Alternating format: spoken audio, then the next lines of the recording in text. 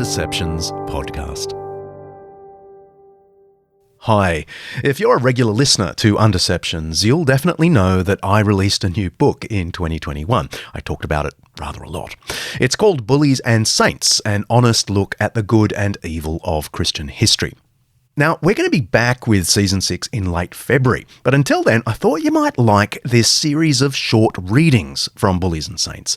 It's kind of a cheat sheet for the book, for those who don't want to read the whole thing, and I can respect that. And by the way, you should go back and listen through our back catalogue of episodes. There are 60 full episodes to get your teeth into over January, including a double episode on the Crusades. Now that's episode 41 and 42, which are particularly relevant for this excerpt today. I hope you enjoy. Bullies and Saints. An honest look at the good and evil of Christian history with John Dickson.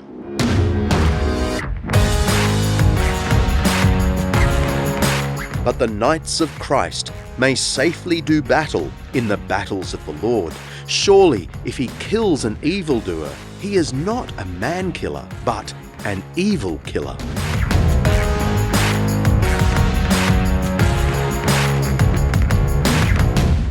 Hi, I'm John Dickson, and welcome to this super series on my new book, Bullies and Saints.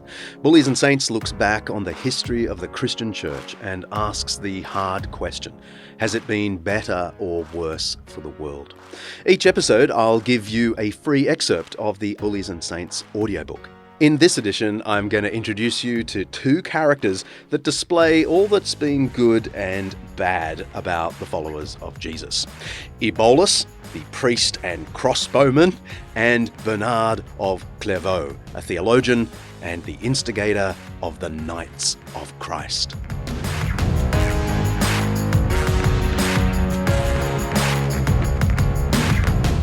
One factor in the church's growing acceptance of violence is often overlooked.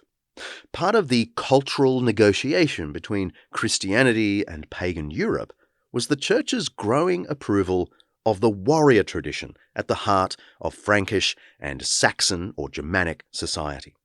European tribal groups sustained themselves either by annual raids on neighbours and distributing booty to their kin, or, for the less powerful, by submitting themselves by treaty to dominant warlords. Plundering and tribute were the key means of achieving social and economic cohesion. It was a European tradition going back centuries. This is the setting the church found itself in between the year 500 and 900, even as it went about trying to convert everyone. In the process of evangelizing medieval warlords, the church had no option but to recognize their values, Timon explains. The Clovises of the world had to be flattered in order to be persuaded. Their deeds had to be endorsed before they could be reformed, and the economic realities of the warrior tradition had to be accepted if the church was to ride on the backs of the war machine with the message of salvation for all. In such a world, the virtues of the Frankish warrior and the good Christian coincided. Pretty soon, bishops in these regions were chosen from among warrior elites. Just as in 5th century Rome, they had been drawn from the senatorial class. They would appear as great noblemen, complete with their own private war bands. We know of one abbot, a head of a monastery, named Ebolus of Saint-Germain in Paris, who was praised for his prowess with the ballista, an oversized crossbow. During the Viking siege of Paris in 885 to 886, he boldly defended the city. One contemporary monk named Arbo, an eyewitness to the battle, excitedly tells us that Ebolus, quote, was capable of piercing 7 men with a single arrow. In jest, he commanded some of them to be taken to the kitchen. In other words, to be eaten for dinner. The words are part of a poem and engage in obvious hyperbole. But this is something unique. A Christian warrior priest praised in the language of a classical hero. When Pope Urban II announced the First Crusade in November 1095, the stage had long been set for a Europe-wide response, which harnessed the ancient warrior tradition and repurposed it for Christ. When the crowds in Clermont that day replied with, "God wills it," they were not, in their minds, taking a shocking new turn in the Christian life. They were expressing the fulfillment of centuries of cultural fusion between the universalistic vision of Christianity and the heroic tradition of a warrior elite. The result was Christian holy war, fighting the enemies of God with a full papal guarantee that such violence was not only permissible, but redemptive for the sincere knight of Christ. In such a mood, it seemed entirely plausible for an accomplished monk like Bernard of Clairvaux, 1090 to 1153, to write about sacred violence. He was best known in his day for treatises on love for God, but in the wake of the First Crusade, he penned his famous In Praise of the New Knighthood. It assures the soldiers of the newly established Knights Templar that fighting in a crusade is not the same as fighting for worldly honour. Bernard criticises traditional forms of knighthood, which aimed at wealth and glory, and contrasts it with being Christ's knight.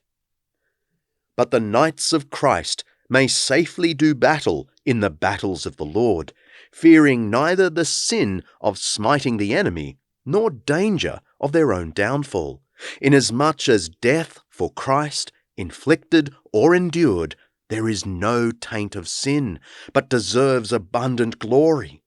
Surely, if he kills an evildoer, he is not a man-killer, but, if I may so put it, an evil killer. Clearly, he is reckoned the avenger of Christ against evildoers and the defender of Christians. I should add that Bernard, or Saint Bernard as he is known in the Catholic tradition, goes on in the text to exhort the Crusaders to act with justice, to dress modestly, and to pursue peace and frugality rather than earthly glory. In theory, this was a highly moral form of warfare.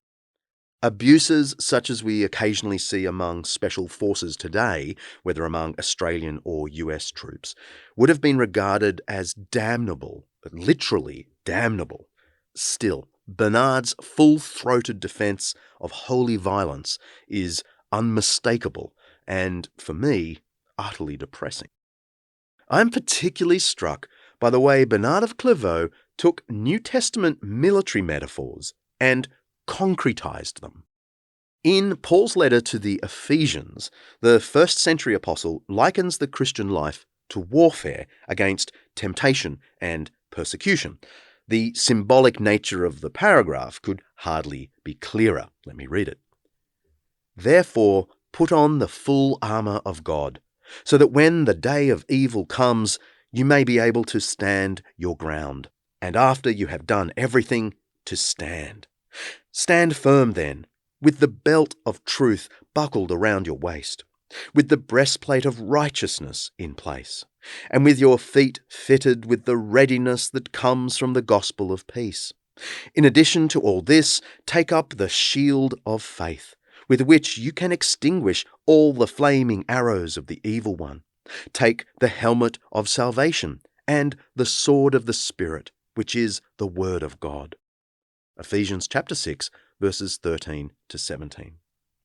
Paul's armour of God is metaphorical. He even explains each item. The belt is truth, the breastplate is righteousness, and so on. But 1,000 years after Paul, Saint Bernard alludes to this same New Testament imagery to endorse actual armour and weaponry. The knight who puts the breastplate of faith on his soul in the same way as he puts a breastplate of iron on his body is truly intrepid and safe from everything, writes Bernard. So forward in safety, knights, and with undaunted souls drive off the enemies of the cross of Christ, that is, Muslims in the Holy Land. Bernard of Clairvaux made an extraordinary interpretive maneuver. I noted in chapter 12 that Jews in the period of Jesus believed that the holy wars of the Torah, the Old Testament, did not justify expansionist holy wars in their day. We also saw that Christians went a step further and allegorized the battles of Joshua to be pictures of spiritual warfare, as in Paul's metaphor. But a millennium after Jesus and Paul, Bernard reconcretizes Old Testament holy war, and he turns Paul's spiritual warfare upside down and inside out in an effort to encourage soldiers to fight Muslims in the East. Christopher Tyerman puts it well. It is a measure of the pragmatism, sophistication, some might say sophistry, and sheer intellectual ingenuity that there was an ideology of Christian holy war at all.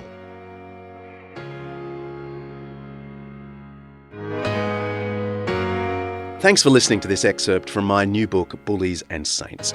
Click over to Amazon.com where you can pick up a copy of the full audiobook, or a print copy if you like the feel of paper in your hand, like I do. And if you've enjoyed the content, let me encourage you to go to the Undeceptions website, where you'll find much more like it, including my Undeceptions podcast. That's undeceptions.com. See ya.